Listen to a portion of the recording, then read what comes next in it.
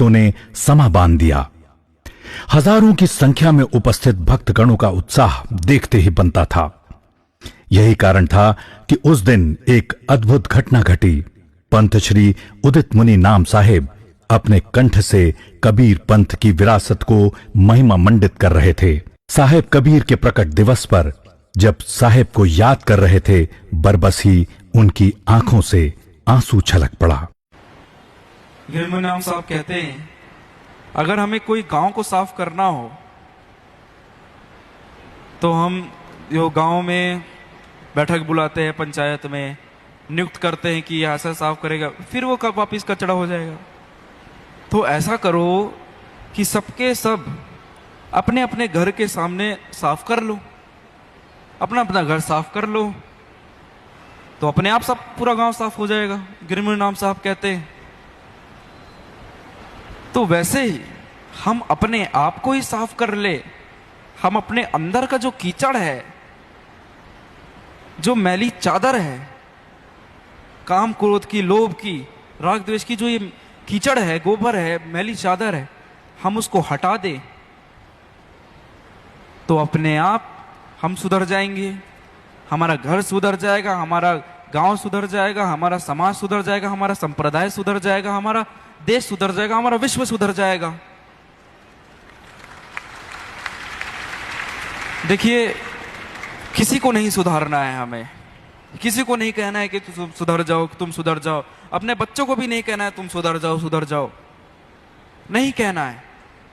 बस इतना करो, अपने आप को सुधार लो, अपने अंदर से ये सारी चीजें हटा दो तो काफी है।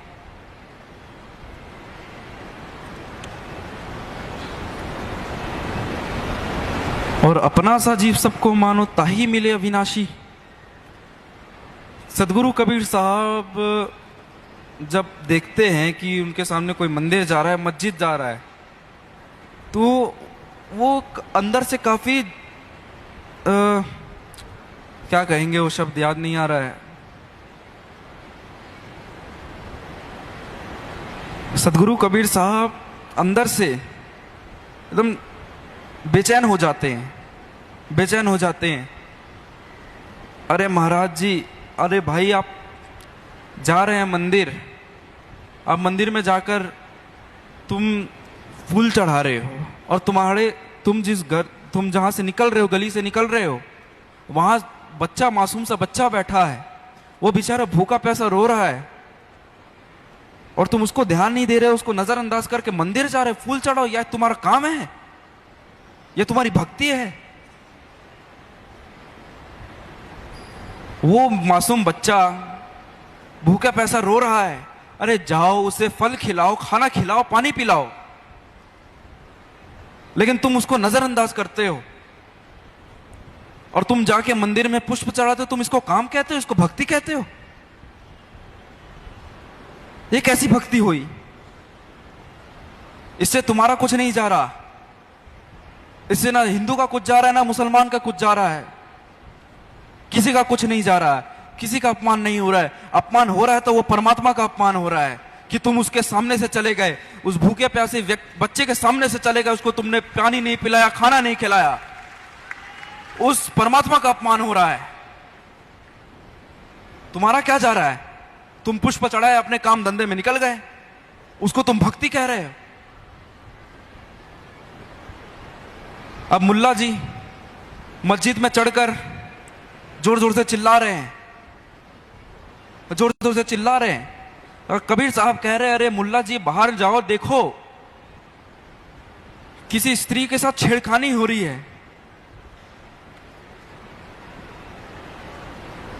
उसकी पवित्रता के साथ खिलवाड़ हो रहा है, जाओ उसे बचाओ। यहां पे तुम चढ़ के चिल्लाने का क्या फायदा है? अरे जाके उसको बचाओ, उसकी शीतलता को बचाओ, उसके पवित्रता को बचाओ। अब वो करने से तुम्हारे हजार खुदाओं भी आशीर्वाद देंगे ना, हजार खुदाओं की जो तुम भक्ति करोगे ना, उससे भी बड़ी भक्ति वो कहलाएगी। अगर तुम उस महिला का शीतल नहीं बचा पाते, उस महिला की पवित्रता को नहीं बचा पाते, उस महिला को छिड़काने से बचा नहीं पाते, तो तुम्हारा कुछ नहीं जाएगा, तुम्हारे उस खुदा का अपमान होगा।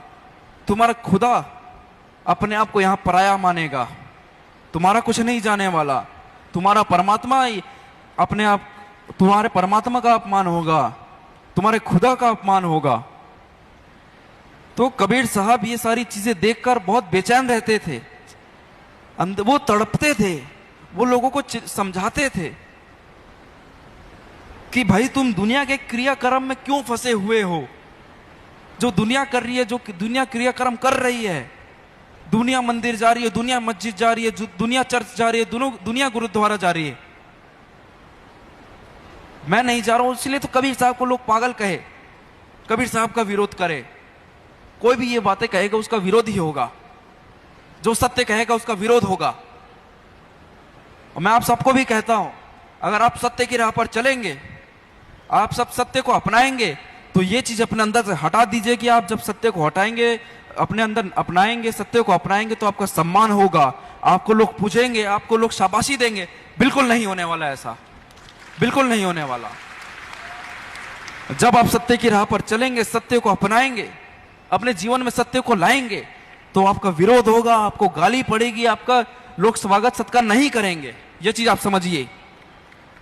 धर्मदास साहब ये भी कहते हैं, वो अर्जी लगाते हैं साहब से, अमूल्य आंसुओं के माध्यम से संतो यही कह रहे धर्मदास थे जी की कि आओ, विनती मेरा करते हाथ हैं, पकड़ो सतगुरु और पकड़ो जी संसार मेरी के बाह, झंझटों से मैं बलिहारी तेरे नाम साहिब की। के दरबार। सदगुरु मेरी बाह पकड़ कर रखो, मेरी बाह पकड़ कर रखो, मुझे अपने आप से कभी दूर होने मत देना,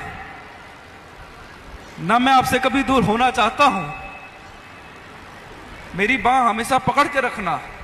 सदगुरु कबीर साहब से वो विनती कर रहे हैं, सदगुरु कबीर साहब को कह रहे हैं, हे मेरे मालिक, हे मेरे सदगुरु, पकड़ो जी मेरी बाह, मैं बलिहारी तेरे नाम की। संतो लोभ मोह की नदियां बहे, किसी विधि उतारोगे पार, मैं बलिहारी तेरे नाम की। ये लोभ मोह की नदियां बह रही है, इससे मुझे अपना हाथ पकड़ के इससे पार हटाओ, मेरा हाथ पकड़ के रखो, मुझे अपने से कभी दूर मत होने दो, मुझे कभी अपने से दूर होने दो। मुझे आपकी सेवा बंदगी करनी नहीं है, ना मैं जानू सेवा बंदगी, मुझे आपकी सेवा बंदगी करनी ही नहीं है।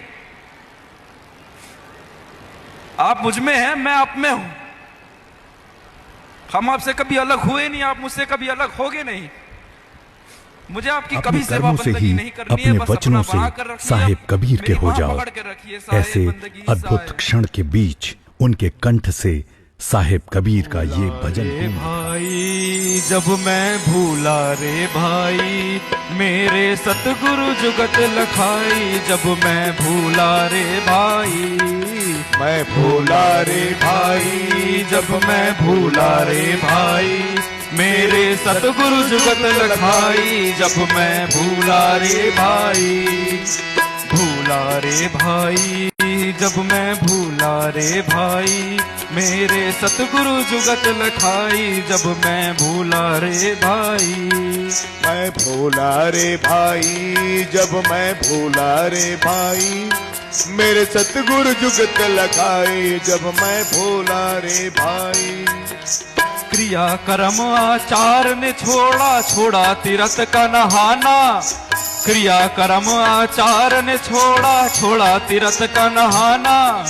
सगरी दुनिया भई से आनी, सगरी दुनिया भई से आनी, मैं ही एक बौराना, जग में भूला रे भाई, भूला रे भाई, जब मैं भूला रे भाई, मेरे सतगुरु जुगत लखाई, जब मैं भूला रे भाई।